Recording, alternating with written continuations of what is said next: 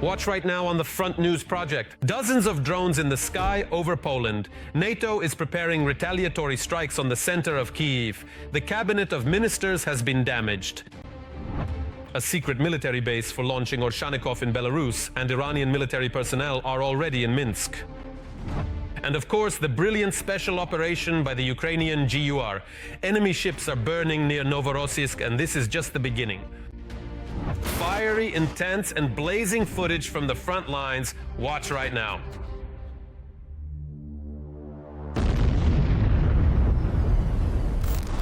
Greetings. This is Vladimir Timoshenko with you, and we're starting right away with the main topic of the week. A swarm of Russian drones in the sky over Poland. Several dozen combat UAVs violated the airspace of a NATO country just for a moment, which led to destruction. How did NATO respond, or how will it respond, and will there be a major war between Russia and the alliance? Let's watch. Oh my God. This is the beginning of World War III.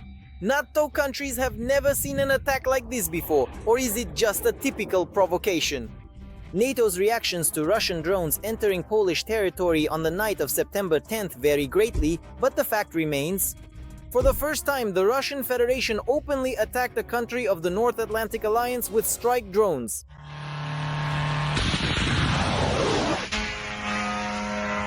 According to Polish Prime Minister Donald Tusk, a total of 19 Shahed-type drones entered their territory.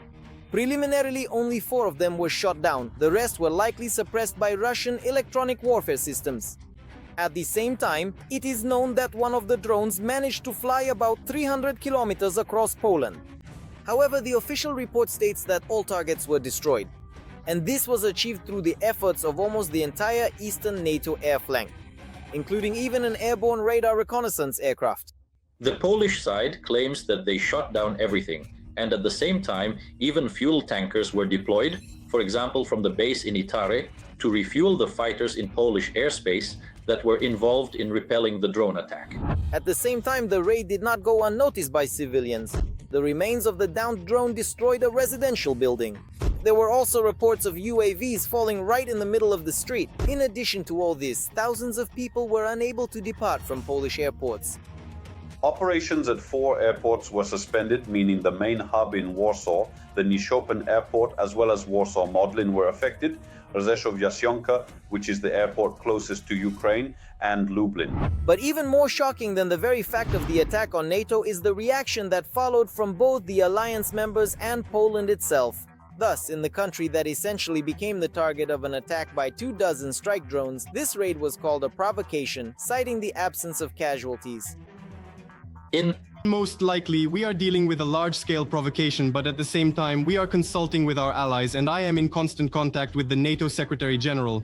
This is the first time that Russian drones have been shot down over the territory of a NATO country, and therefore all our allies are taking this situation very seriously.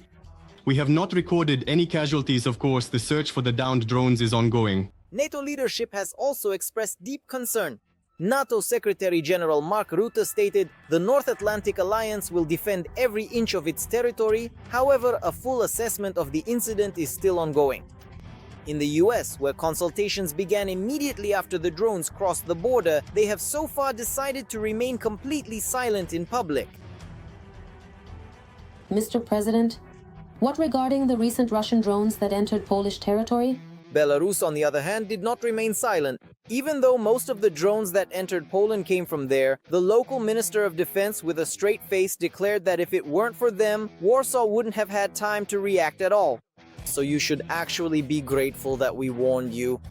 Through the available channels of communication, from 11 p.m. on September 9th to 4 a.m. on September 10th, our on-duty forces and resources exchanged information about the aerial radar situation with the on-duty forces and resources of Poland and the Republic of Lithuania, thereby notifying them about the approach of unidentified flying objects to their country's territories.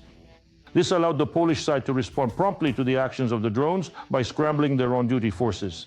However, the main question arises, what was this all about? According to analysts, with such an attack, the Russian Federation was trying to achieve several objectives at once. First, to show Europe what war really is, and that it is much closer than they think. Second, to test how NATO would respond to a possible incursion, particularly in the Suwałki corridor area. Accordingly, in this particular case, it was a careful measurement of the potential response and an assessment from a military standpoint of how the adversaries operate. All the more so since the Zapad 2025 exercises are starting in Belarus, and especially since there are Russian troops there, and the Russian Federation, among other things, has, so to speak, access to data on Belarusian capabilities. Also, a drone attack on Poland should prompt Europe not to be so eager to defend Ukraine's interests in the upcoming negotiations. After all, it is the Europeans today who are opposing the idea of the US and Russia imposing the notion of unconditional concessions on official Kyiv. Moreover, analysts believe that if the plan doesn't work, it could be repeated.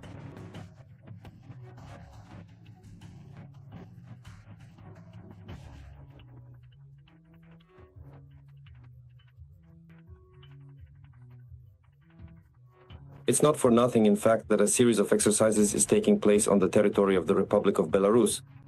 Undoubtedly, all these preparations, all these military maneuvers are primarily aimed at practicing certain actions that in the future will be directed either against the Baltic countries or against the Accord.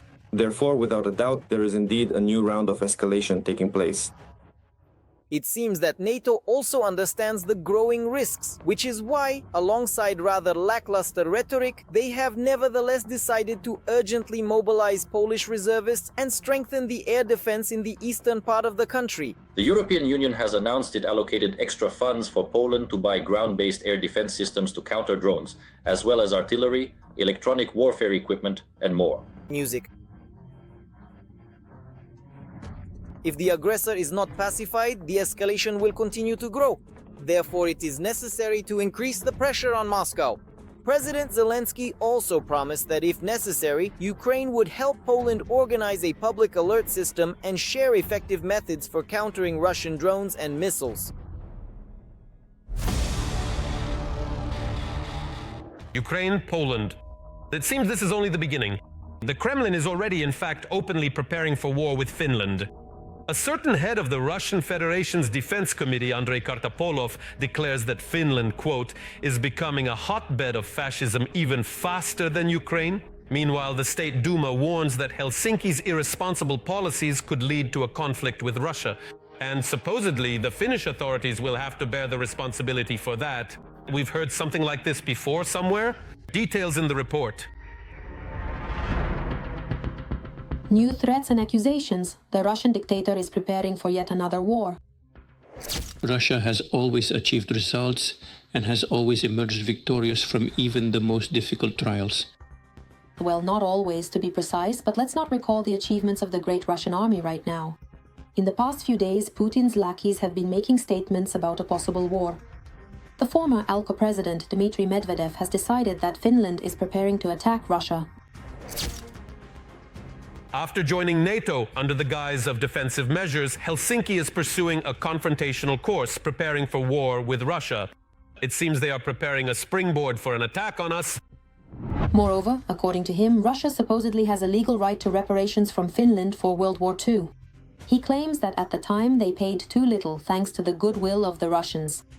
Just more nonsense from the Kremlin drunkard Medvedev, who likes to rewrite history, just as Russia does in general.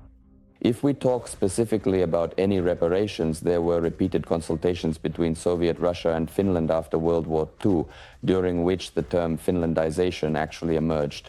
In this context, the Soviet Union did not demand any territorial concessions or reparations from Finland, and in return received a promise that Finland would not join NATO. But obviously the situation has changed over time. Following the alcoholic Medvedev, the chairman of the State Duma Defense Committee, Andrei Kartapolov, also made aggressive statements. According to him, Helsinki's actions are allegedly extremely irresponsible, and the country's leadership is turning Finland into a hotbed of fascism. Finland is pursuing a truly irresponsible political leadership.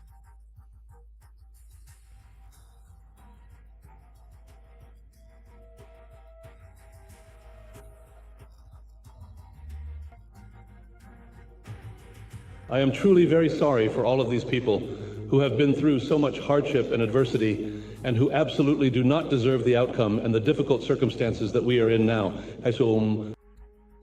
Kartapolov also stated, or rather threatened, that Russia is ready to defend itself at any moment since they have everything they need. Medvedev had previously said the same thing. We cannot ignore the important fact that Finland is now a member of the North Atlantic Alliance. This inevitably leads to changes in our military approaches to border arrangements, as well as to countering any possible unfriendly acts. If we recall the well-known phrase often attributed to Churchill, that the fascists of the future will call themselves anti-fascists, then Russians are vividly highlighting the current ideology of the state owl, running around accusing everyone left and right of allegedly supporting Nazi or fascist ideas. Of course, there are no concrete facts behind these accusations, but this kind of hybrid psychological aggression against Finland, Poland, and the Baltic states is yet another confirmation of the Russian Federation's long-term plans. They have no intention of stopping at Ukraine, and much of Putin's plan is about restoring the Soviet Union's influence over Eastern and Northeastern Europe. These statements show that Moscow is sharply escalating its aggressive rhetoric against Finland, the new NATO country, and all accusations directed at it are a continuation of the Kremlin's well-known tactic of attributing aggressive intentions to its neighbors, thereby justifying its own militarization. If the Finns do not respond proactively to various kinds of provocations, if the Finns let the Russians get away with hybrid attacks and information psychological operations, or possibly in the future, Finland may face cases similar to what we are seeing today with Poland, namely the incursion of a large number of drones, which can only be described as a deliberate plan, then the Russians will try to carry out concrete physical operations on the ground in order to seize Finnish territory. Russia has long been building up its strength along the Finnish border, erecting new tents and shelters for fighter jets from storage. In this way, the Kremlin is gradually preparing the ground to put pressure on Finland. Well then, now for an analysis of the operational situation on the blazing Pokrovsk front, where the enemy continues its campaign of military terror. On the Pokrovsk front, Russian forces attempted to advance 28 times on the positions of our troops in the areas of the settlements of Nikanorivka, Mayak, Novoekonomichna, Rodinska, Mirolubivka, Lisivka, Zverova, Kotlina, Udachna, Muravka, Dakhna, Filia, and towards the settlement of Pokrovsk. Our defenders have already repelled 24 attacks, and the fighting continues. 25 dead and 18 wounded Arikats. These are the consequences of the horrific Russian airstrike on the village of Yarova in the Donetsk region. Kremlin terrorists struck with aerial bombs precisely at the moment when people were receiving their pensions. The 5 most seriously wounded were taken to Dnipro. TSN journalist Olha Pavlovska found out what condition they are in and whether there is any chance of saving them. Tatiana has just been brought from the operating room to intensive care. She has multiple injuries all over her body, but the most dangerous fragment which pierced her neck has just been removed by the doctors. The surgery, the vertebral artery is very important for our body. It supplies blood to the posterior parts of the brain and vital organs. 68-year-old Polina asked not to show her face. She had already left Yarova in the summer to get away from the front line, but returned to collect her pension and was caught in the attack. I came for my pension. It hadn't been transferred to my card yet, so I thought I'd just withdraw it since it had already arrived here. I had just come to collect the money and there were already dead bodies lying around. These are the consequences of the strike. There were a lot of people here, a lot of blood, and a lot of pieces of clothing. These are the first minutes after the strike. Dozens dead, dozens wounded, almost all of them elderly people who were standing in line for their pensions. The most severe case is 71-year-old Vasily, who was brought to Dnipro in a coma. His condition is extremely serious, even critical. He lost parts of his intestines, has no navel, it was torn out, and his legs are badly wounded. She was just watering flowers in the square, says Elena, a municipal worker. While working, she saw people gathering to collect their pensions. She regained consciousness, already covered in blood and with fractures after the powerful explosion.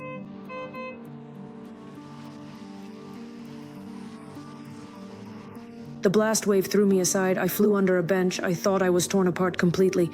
There was panic. Everyone was running. People were screaming. Someone had their leg torn off. It was all so terrifying. like that. Doctors are already preparing for a series of complex surgeries. They hope to successfully remove the fragment that pierced Valentina's spine in her lower back. If we can remove this fragment and if the wound heals without inflammation, I think she has every chance to finally walk again once more. Meanwhile, doctors are trying to save a patient's arm. The fragment entered the middle third of the upper arm, traveled along the bone, broke the bone, and stayed there. There is always a chance, but unfortunately, the older the patient, the fewer chances there are. It's a feature of physiology, and the bones are very fragile. The condition of all 5 of these wounded remains serious, while the other 13 victims from the village of Yarovaya are currently receiving assistance in the Donetsk region.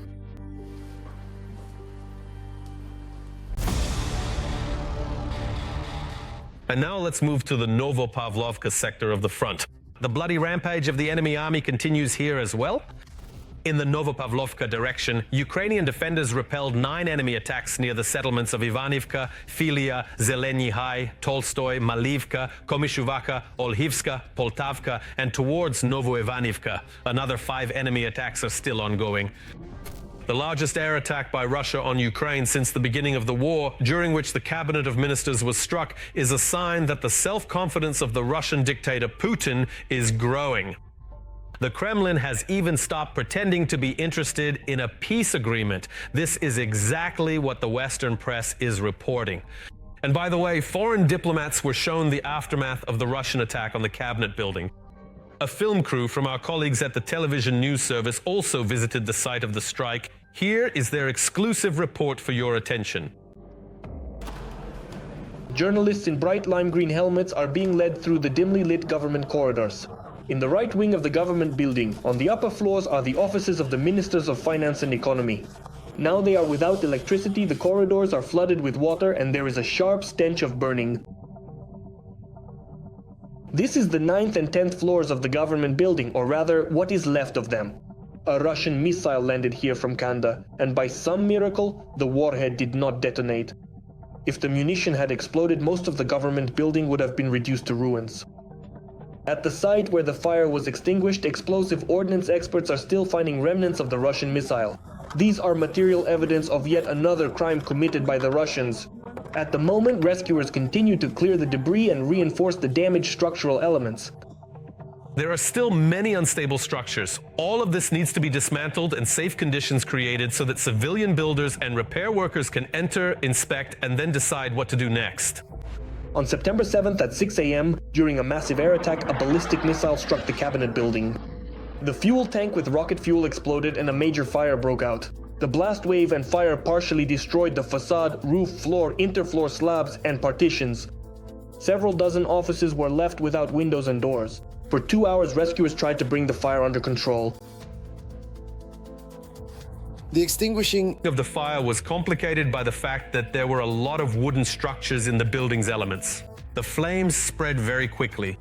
There was a high fire load from the very beginning. This was already the 7th location in Kyiv, meaning the state emergency service units were already working at 6 other sites, so the reinforcement of resources was carried out in stages. Of resources. 2 floors below the impact epicenter are halls for government meetings of the cabinet of the Prime Minister. They were partially damaged. On the same day, Yulia Sviridenko published photos of the destroyed premises and assured that Russian terror would not stop the work of the government.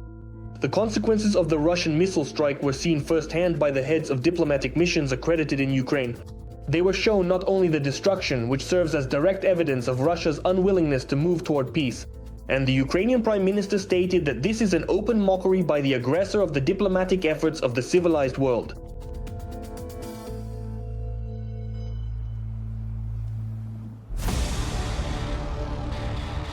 And right now, here is an analysis of the operational situation on the Kramatorsk and Toretsk fronts. The Russian world continues to destroy, kill, and maim here as well.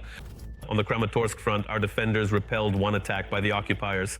The enemy carried out offensive actions, trying to advance in the area of Stepokki. The defense forces also stopped an enemy attack on the Toretsk front. The invader tried to advance in the area of the settlement of Poltavka.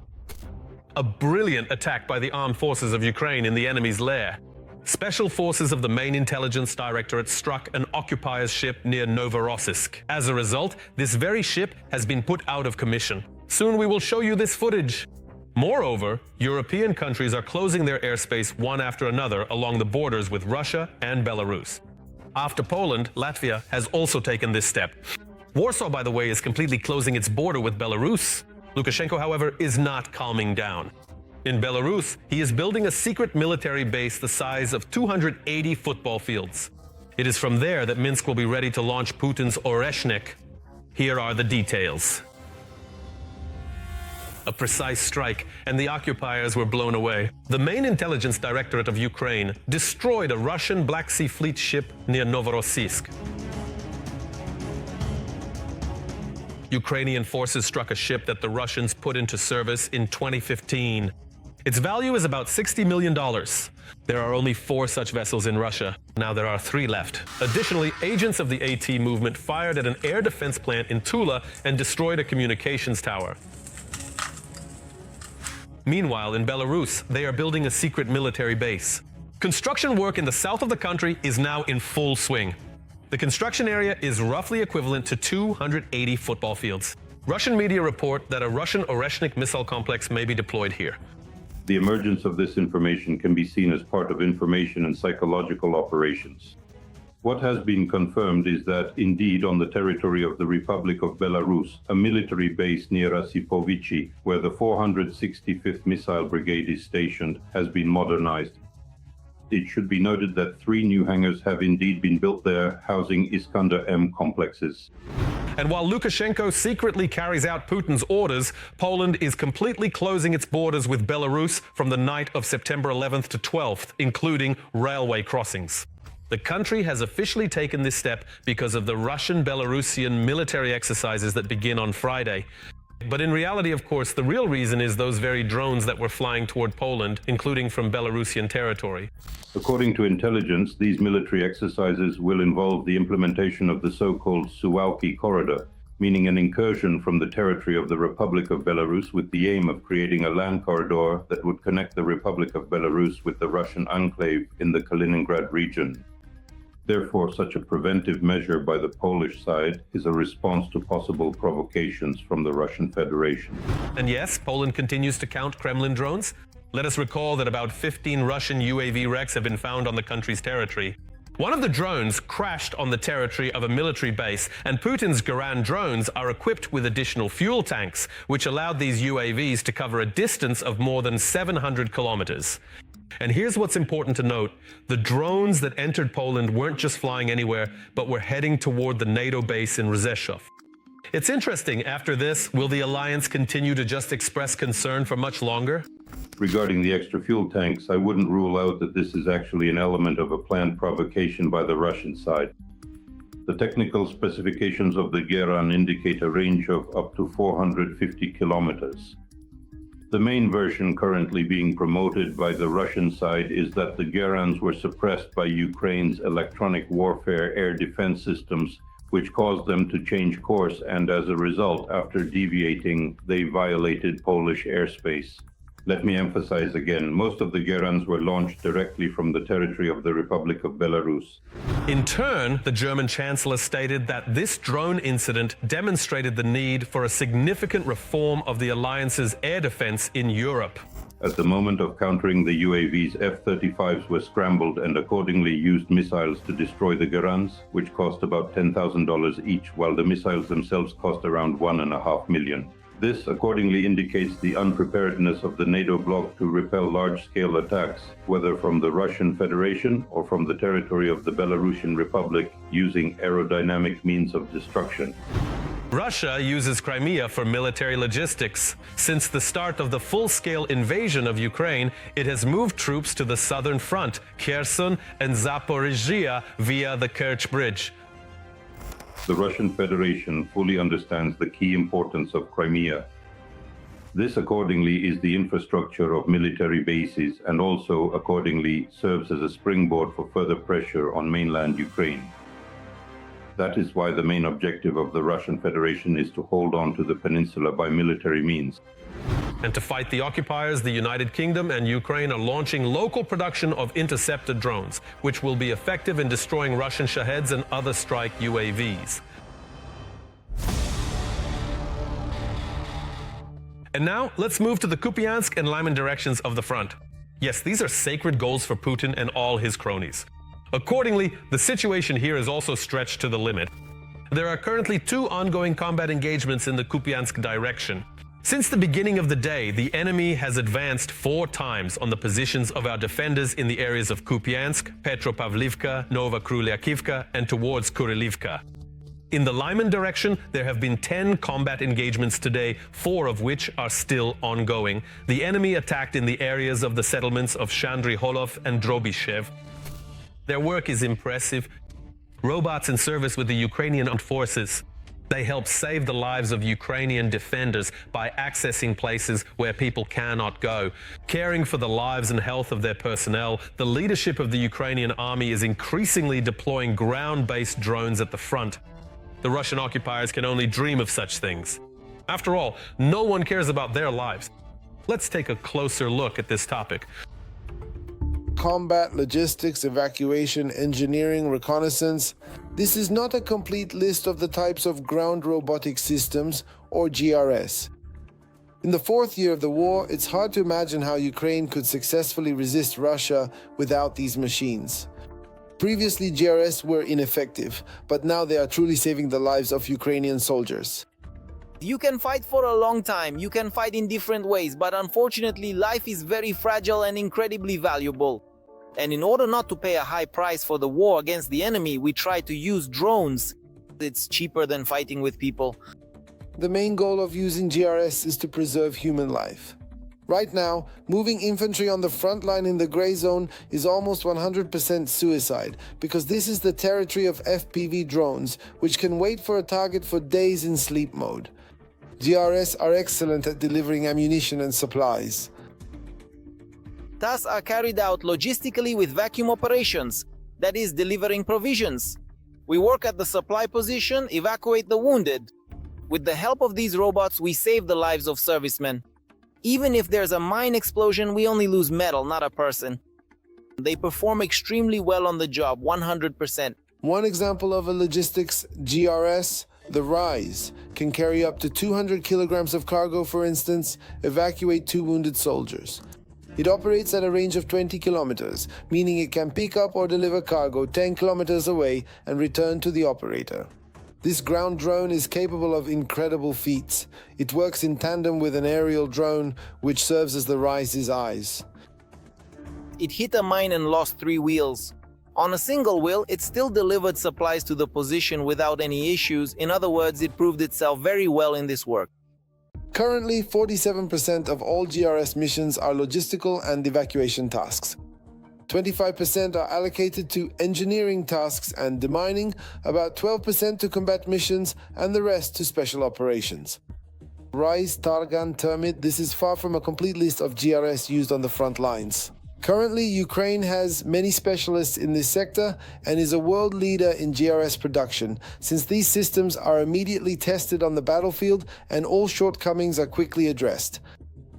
The speed and ingenuity of Ukrainian engineers are impressive. Many teams quickly adapt to the needs of the front line. Some solutions are still in the early stages, but others are already showing significant potential for integration into more complex architectures. Ukraine has already established itself as a key player in combat robotics. Nikita Makushin, head of Milrem Robotics. In just the first quarter of 2025, the Defense Procurement Agency purchased more than 8,000 robots. In total, the state plans to order 15,000 UGVs this year, which is 15 times more than last year. Reducing personnel losses and accomplishing combat missions, these are tasks that Ukrainian UGVs handle excellently. That's all for today, but very soon on the program Front News, there will be new unique reports from our journalists, straight from the hottest spots of the war, brought to you so that you know the truth. This was Volodymyr Tymoshenko with you. Take care of yourselves and your loved ones.